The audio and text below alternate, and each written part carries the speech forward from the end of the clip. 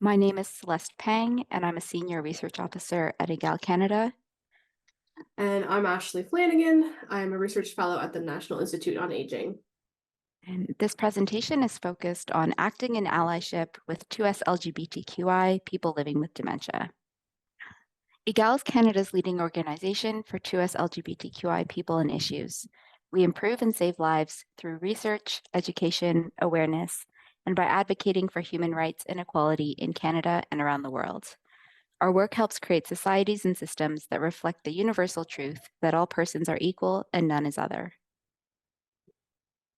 And the National Institute on Aging is a public policy and research center based at Toronto Metropolitan University.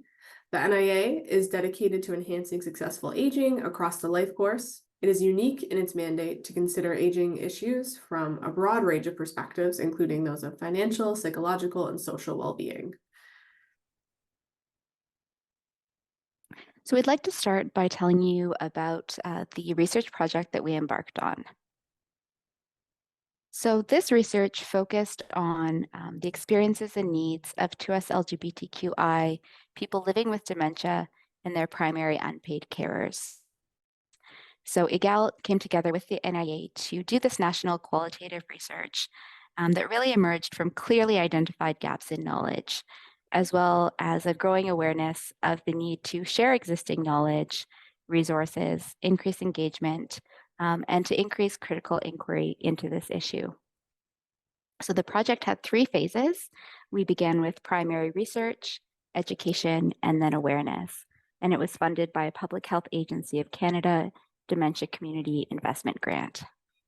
We had several driving research questions, 3 of which were, what is the current state of unpaid care as experienced or perceived by 2SLGBTQI people living with dementia and their carers who live in Canada?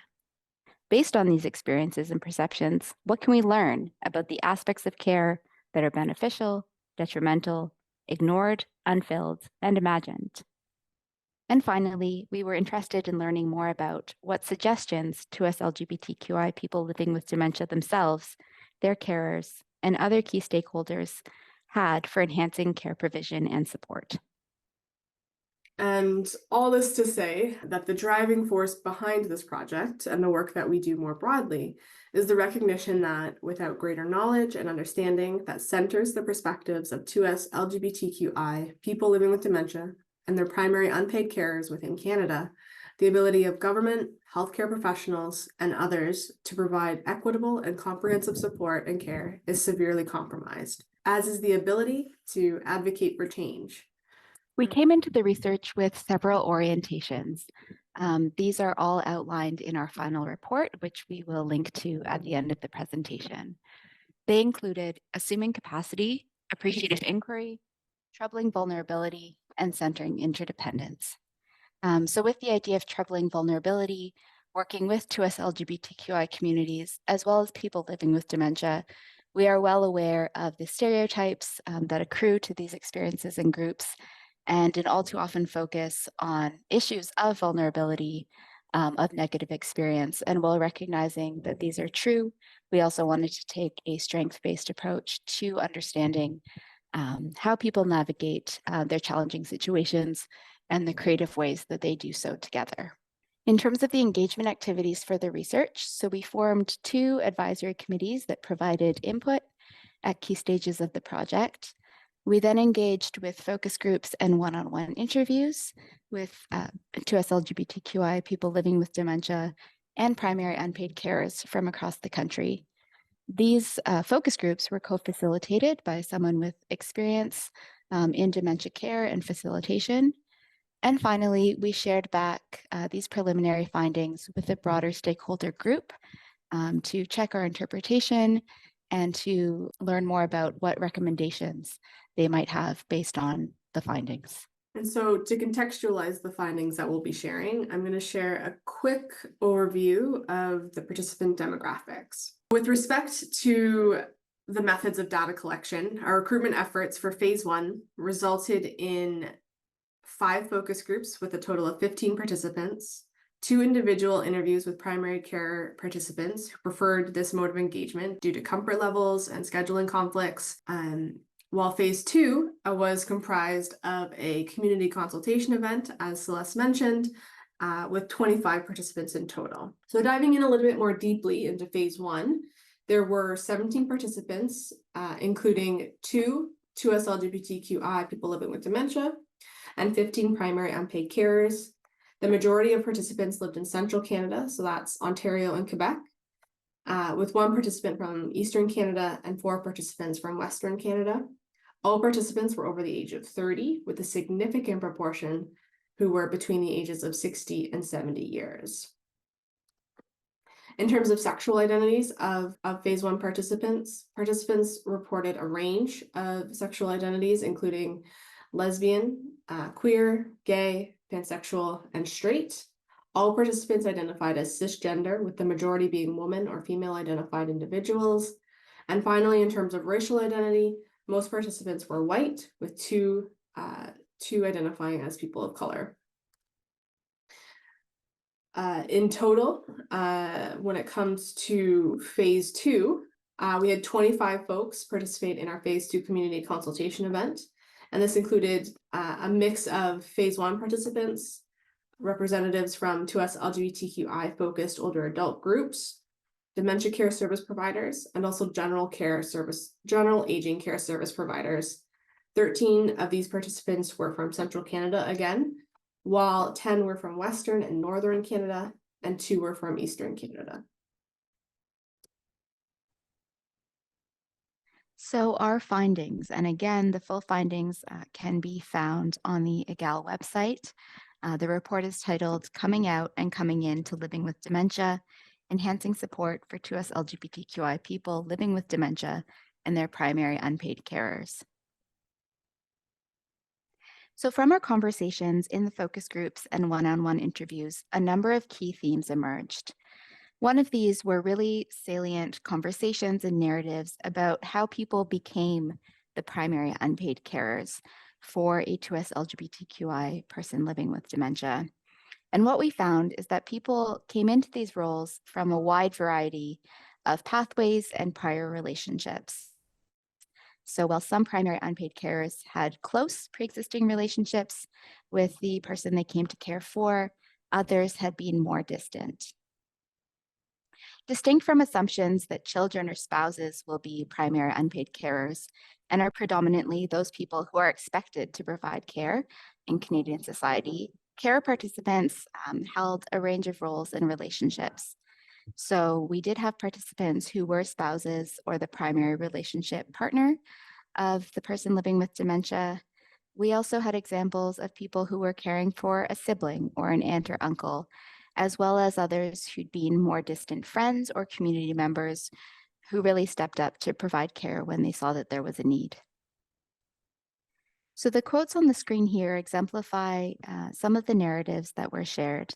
So for example, one participant, an older woman who was caring for her spouse, told us simply that I fell into caregiving because I said I do. So for them, they'd already made a commitment to be with one another and support one another. And with the onset of dementia, that sentiment just morphed into 2 new roles and something else to figure out together. The second quote on the screen here is from a community member participant, and this was someone who had not had a close relationship with the person she came to show up for, but stepped into that role when she identified a need. So she told us, I'm at the very beginning stages of this experience. I say probably about a few months in, with a community member friend of mine who is in his early 60s. I've never experienced dementia or Alzheimer's. Like in my mind from watching movies, you sort of think about someone not remembering who that person is, or things like that. And I'm still trying to figure out what happens to people when they don't have a spouse and they don't have blood family. And I've sort of, through myself and different communities that he and I belong to here, queer community and arts community, I've sort of cobbled together people that I know love him. So just trying to figure out how to best care for someone when in some respects, you sort of feel like it's not really your place. Carers also brought past caring experiences forward. So while for many, caring for someone living with dementia, grappling with dementia was a new experience, being a primary carer for other family members, community members, or friends was by no means new for most of them. This included people who had been involved in caring for 2SLGBTQI communities in other contexts and times. So one older man who was caring for his partner told us, well, the biggest thing is that I've done a lot of this since the 80s, caretaking, actually dealing with dementia in much younger men with HIV/AIDS. So there's not a lot of surprises in how someone may act. I volunteered. It's kind of been what I've done all my life. A lot of that because we were in a big city in that era. So that's kind of what you did, your caretaking. So this isn't new to me. And then on a general level of dementia and caring, many participants, both people living with dementia and carers, shared stories about grappling with change. And these included stories around changes in ability, changes in relationships, and changes of recognition or experiences of erasure as well. So with respect to changes in ability, participants who were living with dementia shared about changes in their physical state and what this means or may mean for what they're able to do, as exemplified in the shorter quote on the screen here. And so while participants who were providing care also shared about changes in ability, many of such stories also highlighted changes in how one's ability to provide the level of care and support that was needed. So as one participant shared, well, just last year during the pandemic, it became impossible for me to care.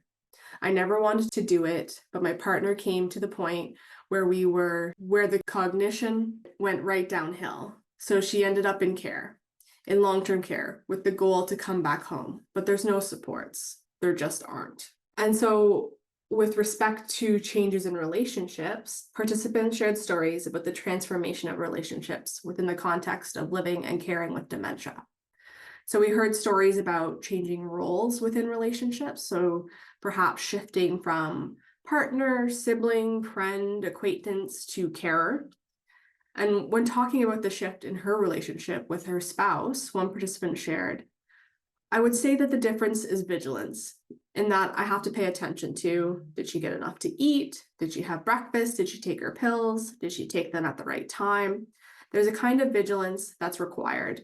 And I find that I don't mind the acts of doing the things that I do, and I don't begrudge them at all. But I do find the constant having to be on your game, to pay attention, to prevent disaster. So that hypervigilance, I think, is exhausting.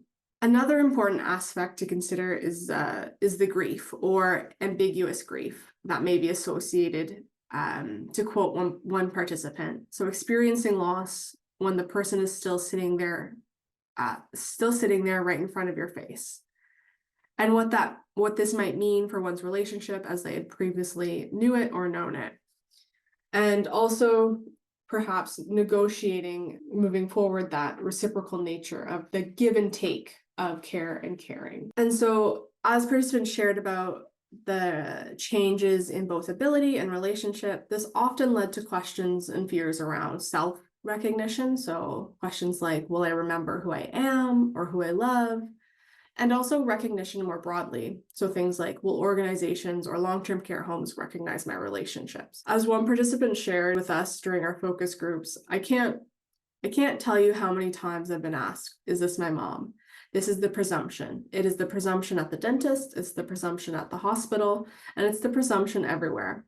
And my partner visually has changed dramatically in the last 2 years or 3 years. And I wasn't being asked if she was my mom 5 years ago, but now there's this presumption and a kind of, as a spouse, I don't feel seen by the medical system at all. It's bizarre, particularly now because she is needing help. And so we can also see an example of systemic erasure in this quote as well, in that heteronormative assumption that is quite often made when it comes to caring relationships. So in this case, it's an assumption of parental relationship in this instance. And so also linking with fears and questions around recognition were stories of experiences of erasure. So we see another aspect here, which includes the loss of queer identity as diagnosis kind of takes precedence over other aspects of individual identity, which we can see here on the screen. So one participant shared, when it comes to her sexual orientation, we know it doesn't affect our caregiving at all because I don't think she has the knowledge of it. She doesn't discuss it, or she doesn't, she doesn't really touch base on that. It's now her disease rules her life, and it's her actions based on that disease, like, forgetfulness, being erratic, sometimes being aggressive, that kind of takes over. So the LGBT part doesn't really affect anything that she does, our caregiving, or her behavior. Like, her sexual orientation is not the forefront of her identity for us. That's just her personal life. We view her in terms of like her health and her situation and, her mental health and physical well-being. We don't really discuss that. And so throughout our conversations with focus group participants, we asked, where else are people getting support from? What is working well? What's missing? What is wished for? And there was this overwhelming sense of the power of support networks, whether that was coming from other family members, biological, chosen, found, or otherwise, friends supporting individuals who do not or did not have the built-in or assumed support of biological family, community members or neighbors, or healthcare and social service providers. So speaking to the power of friendship within 2SLGBTQI communities, also known as queer kinship, one of our participants shared, I think that's what friends do for friends. They help them, they help them no matter what the situation may be, whether you're prepared for it or not. But as it was just sad, it was a beautiful experience at times, but really, really difficult at times because there's no handbook at all. And you just have to kind of do what you think is right. If you realize that a friend is at risk and they need that kind of support, and they don't have the family or other friends that are willing to do it, you do it because it's the right thing to do. I was it, or nobody would have been it. And when it comes to experiences with general health care and social service supports, participants also shared their suggestions and their wishes for more inclusive and affirming spaces. So things including the importance of equity and inclusion policies in creating safer spaces for folks, the need for the coming together of dementia-specific and 2SLGBTQI plus specific services in a ways that recognize and support the unique experience of living and caring within the intersection of dementia and 2SLGBTQI identities, and moving kind of beyond that siloed approach. And so these sentiments are really exemplified here on the screen, where one participant shared, I think that it would be wonderful if there were more clinics that went out of their way to publicize that, to say, we're experienced in dealing with the queer community and with issues of dementia. I think that would be really great if it was an option. Or another participant shared, there needs to be queer specific support groups, and they need to be cross-country, and there needs to be access to resources for people living in rural areas. I think the one thing that we've learned so much since this pandemic started out is that based on what we're doing here today, referring to our focus group, that these things can happen virtually. So that now that we know that these things can happen, they need to be put in place. So arising from these findings and the many discussions that we had, a number of recommendations came to the forefront for us. So these recommendations include a synthesis of directly what people shared with us, as well as our interpretation and analysis of what came through in the discussions. So in terms of recommendations for future research, advocacy, programming, and policy, we identified several overarching ones. So first is to build 2SLGBTQI inclusive, dementia-related services and community spaces.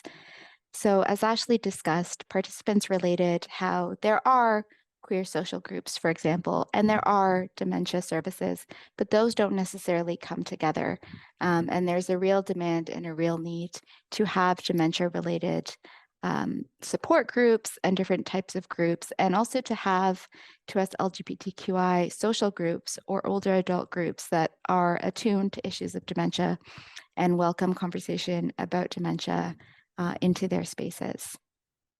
This also includes building more inclusive dementia-related services and community spaces in suburban areas and rural areas, predominantly where people had found some networks to tap into in terms of formal agencies or organized groups. They were in major urban areas. A second recommendation is to increase recognition and support for primary unpaid carers of 2SLGBTQI people living with dementia. So again, as Ashley mentioned, the heteronormativity of a lot of the assumptions about how people are related, this also comes into play when we think about who is assumed to be a caregiver. When we think about different types of policies like workplace leave policy and who is recognized as family, or who are those others for whom people can take time off to support. So that increased recognition is both in terms of our own individual awareness of one another, but also systemic and structural changes. Third is to enhance supports for 2SLGBTQI communities and carers through structural and systems level change. So the two examples I just mentioned are examples of this, and there are initiatives that do require buy-in, they require resources, they require funding, and while they may often be implemented by frontline workers, they require the support of people in positions of power as well. And fourth, in terms of future research, is to continue to broaden perspectives and deepen community engagement for future critical research. So this was a national study. We engaged some people. We certainly didn't engage everyone or represent all aspects of 2SLGBTQI communities. So while we know there is emerging research focused on trans communities, for example, this really is an area where there's a lot more critical examination to be done and a lot of community bridges to be built so that we can best understand and amplify people's experiences and perspectives towards that structural and systemic change. So breaking this down into 8 things you can do. So again, increase recognition of unpaid carers, check assumptions about who might be an unpaid carer for a person living with dementia, recognize non-familial carers, and include care for friends, community members, and diverse family members in your workplace leave policies. You can work to co-create dedicated support spaces for 2SLGBTQI people living with dementia and their carers. As one participant mentioned, we live in a virtual world, and virtual connection can be a way to do this, as well as in-person supports. Start a support group or resource sharing platform. Increase funding, if you are a funder, for direct services working at the intersections of dementia care and supporting 2SLGBTQI communities. Expand 2SLGBTQI inclusive dementia care and support services beyond large urban city centers, where much of this is currently concentrated.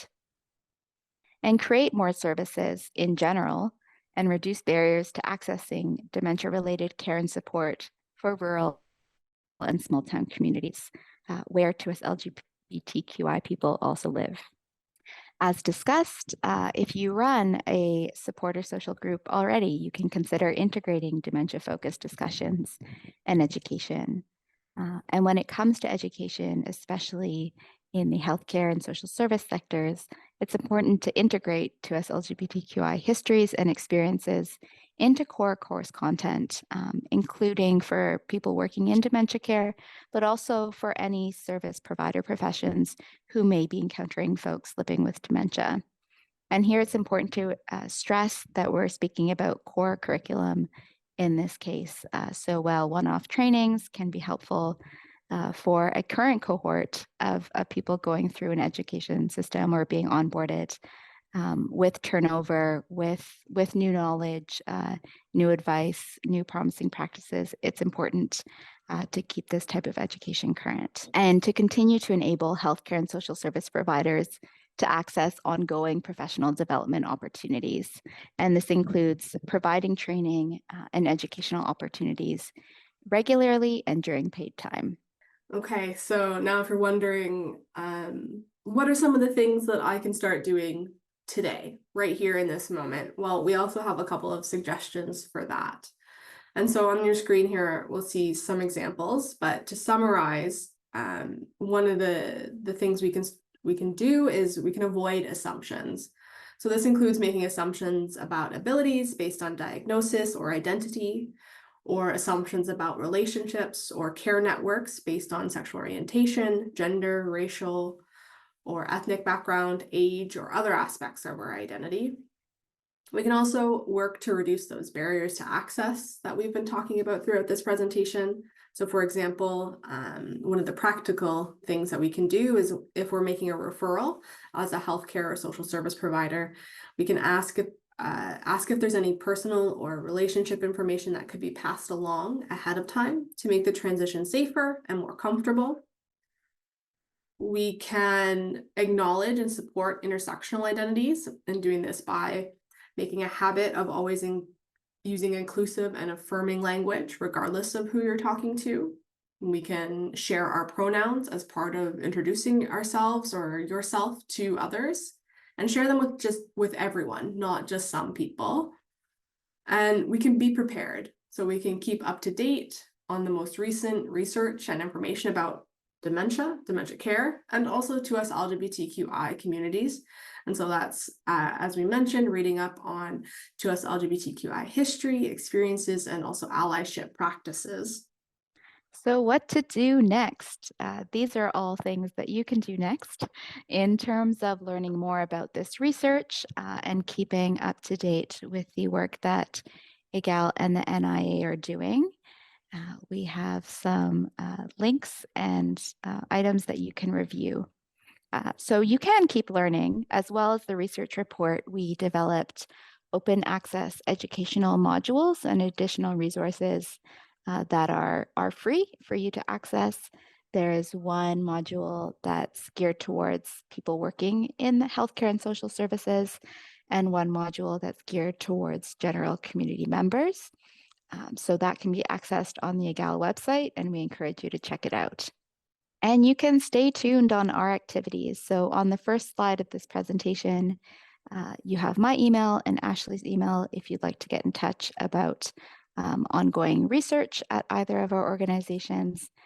And more generally, you can also subscribe to our newsletters at egale.ca/get-involved or at nia-ryerson.ca/newsletters.